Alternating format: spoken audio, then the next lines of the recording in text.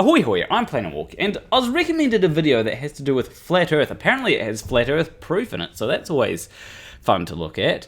The Dome and the Tartarian Empire, which does sound kind of fishy. Or maybe I'm thinking of the source. I also want to thank Graymore Ghost for recommending me this video before we actually get into the video, because I don't know if I'll have the same sentiment after the video. Today I'm going to look at an old Americana Encyclopedia edition. Oh hey, it's Barney, it's one of the Mudflood guys, and the person that thought that the director of Earth-Shape Counterintelligence was an actual thing. Oh wait, that doesn't actually narrow it down now that I think about it. Now, he does say that he is going to take a look at an encyclopedia. Now, my question is does he know how to read it, or is he just going to be looking at it? It actually proves that we have a dome above us and we are living on a flat Earth. Uh-oh. Barney might be about to do something that no flat earther has ever done before, and that is prove that the Earth is flat. Well, that and read a book. So let's investigate. Come on, Barney. You know that you're not supposed to use a thinking cap. You're supposed to use thinking glasses. That's how Flat Out Hero does it. So let's have a look into this. So basically, this is an older 1958 version of the Encyclopedia Americana. As you can see, this is kind of like an official book, right? Volume 2. And as you can see, this is a real book. I do like how Barney here is pointing out the extremely obvious. Like, he knows that his followers will go, I'm not sure what that is. And then he points out it's a book, and they're like, oh, that's what it is. I thought it was a frying pan. And the first thing I noticed here on this map is that there is no New Zealand. Oh dear, that's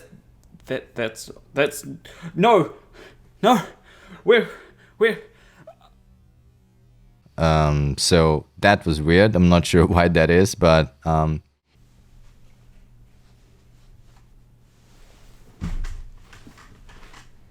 yes, that was weird. Please wait whilst we ready the replacement.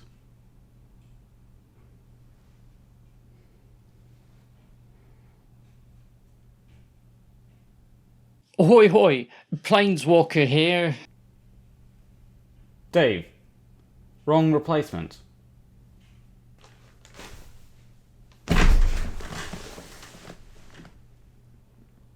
Ahoy hoy! I am Planet Walk. Ahoy hoy! Ahoy hoy! Ahoy hoy! Hoy! Hoy! I am Planet Walk, and what am I doing here? Okay, so I'm responding to a video and I'm not allowed to rewind it by 10 seconds. Gotcha. Why am I responding to a flat earther again? It's my job. Wait, who would agree to have a job like this? Stop asking questions and do my job. Why am I here? What is existence? so let's go further and see what this is. The international reference work is first published in 1829, or I-829. That's a 1 there, not an I. I know they look similar, but it's a 1. Complete in 30 volumes, Washington, and here it is, 1958 edition, right? So that's what we should know about this book. You gotta love how he's just reading everything. He says things like Washington. Washington has no point to what you're talking about. Why even say it? You're just saying words that you see. At least he knows how to read, I guess. That's a plus. And we'll see in the first pages some entries about Antarctica. So here's Antarctic regions, the name given to that part of the Earth's surface surrounding the South Pole, and defined to include the outer limits of the ice drifting offshore to about 50 degrees south latitude, and so on. So it's quite a long entry. I'm not going to go through the whole thing. Okay, well, let me help you out. Firstly, it implies that the South Pole is a point, and that point is surrounded by land, and that land is surrounded by water that doesn't really work with the flat Earth ice wall model.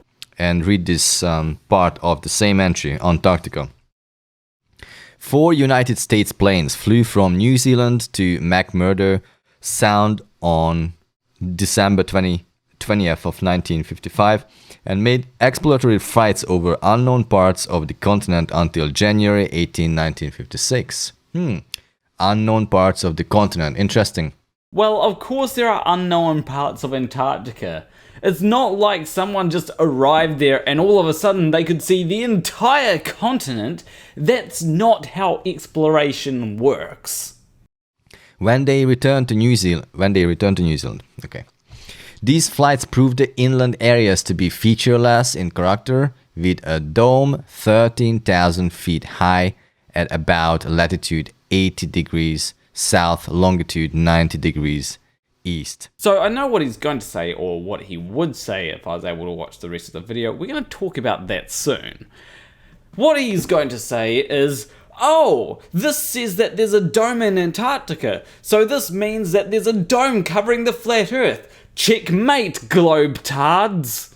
However, I decided to go on to Google and check something like, I don't know, what is the elevation in Antarctica like? So Google tells me that the average elevation in Antarctica is 8,200 feet. It also says that the highest point on the ice cap is 13,500 feet. I also decided to go on to Google Earth and check the particular point that he was talking about, and it turns out that the elevation there is about 12,500 feet. So what does this mean? Well, I think what it means is that flat earthers and Barney have seen the word dome and thought, oh, that means that there's a dome over them, not realizing that a dome can refer to the lay of the land. And just because there's a dome in Antarctica doesn't mean that it's over them. It can just be a dome in the land, or the ice sheet. It seems as though a flat earther saw this in Encyclopedia and, didn't even bother to check to see what it actually says about the shape of the Earth. Just assumed that when it was talking about a dome and everything that it meant that the Earth is flat or something like that. Oh no! Barney decided to cut out the rest of his insane ramblings. Whatever will I do? Well, leave a like and subscribe. In all seriousness, I do have something to say about that. Because I tried to watch the rest of the video, but there's a paywall there. So what that means is that if I wanted to listen to the rest of Barney's ramblings, I would have to pay him to listen to him. Shouldn't it be the other way around? Shouldn't he be paying me to listen to him? But I suppose alternatively, you could pay me for listening to people like Barnabus Nagy over on Patreon, much like What Jesus, Hugh Jarsz, M.C.Nutkin, Jane Spade, Wolfie, Morrie, Graymore Ghost, KidVicious, and Sacha Campbell have done. You can always join by clicking the Patreon link, that should be there. But anyway, I will see you in the next video. Between you and me, thank you for watching.